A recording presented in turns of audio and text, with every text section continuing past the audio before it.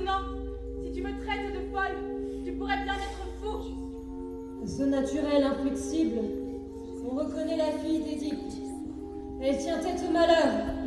Mais sache que ces âmes si dures sont les moins solides. C'est le fer dur qui exacte. Voilà beaucoup d'orgueil pour une esclave. Une esclave du devoir. Elle m'outrage exprès. Elle me nargue et elle s'emporte. C'est elle qui sera là si tu la laisses faire. Mais là, ce que tu détestes surtout, c'est le criminel qui prie sur le fait de mettre d'obéir à son crime. Exiges-tu quelque chose de plus que ma mort? Non. Alors pourquoi traîner? Tu me déplais, je te déplais. Toute cette foule m'applaudirait sans la crainte qui paralyse la langue. À mille autres privilèges, le despotisme ajoute celui de dire et d'entendre ce qu'il veut. Tu es la seule à tête qui pense mal. Alors ils pensent tous mal, mais ils se taisent en ta présence. N'as-tu pas honte? Honte d'honorer un frère? Je suis née pour partager l'amour et non la haine. Descends donc chez les morts, aimés qui vont te semble, et de mon vivant, jamais une femme ne fera la loi. Et quel genre de mort lui réserves-tu?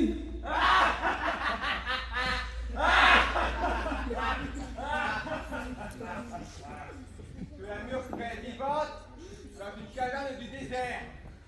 Tu lui laisseras de la nourriture, tu sais de quoi expier.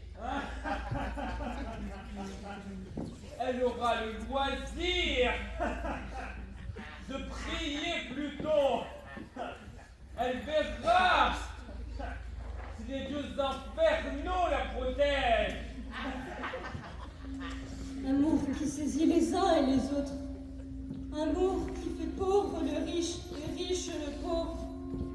Amour qui met en feu les joues de la jeune fille.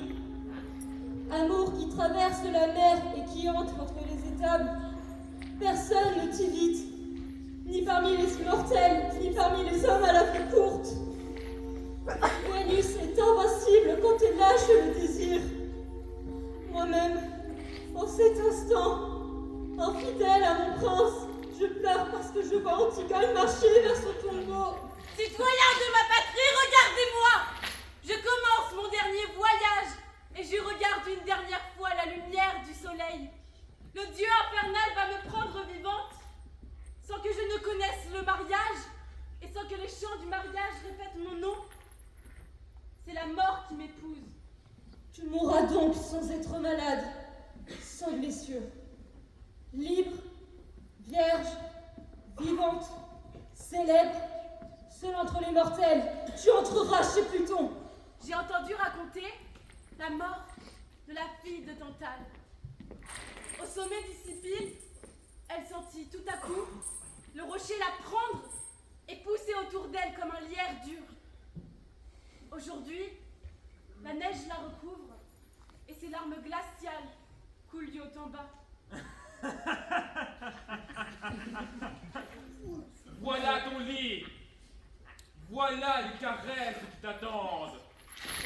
Oui, mais nous sommes de pauvres humains, et elle était déesse et fille de Dieu. En somme, c'est pour toi, simple mortel, une grande consolation d'avoir le sort d'une divinité.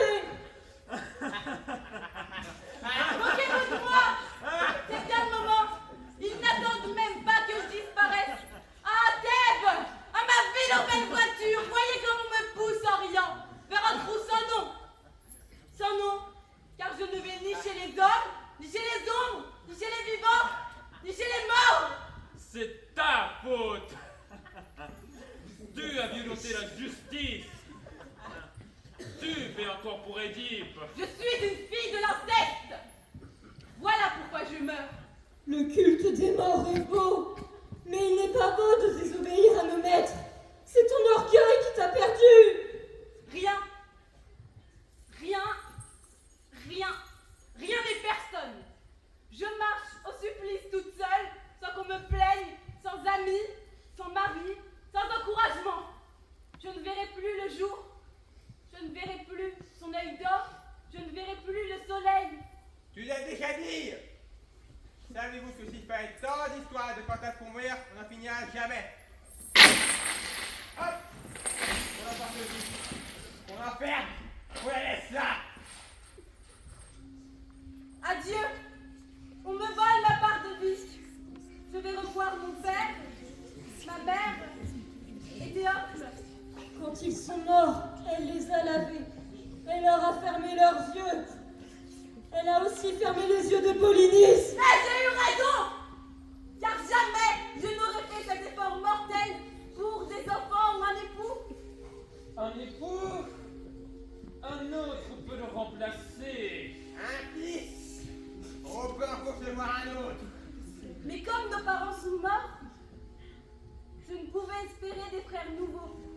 C'est en vertu de ce principe que j'ai agi. Qu'on me frappe, que Créon me prive du mariage et de la maternité. Qu'est-ce que j'ai donc fait aux dieux? Ils m'abandonnent.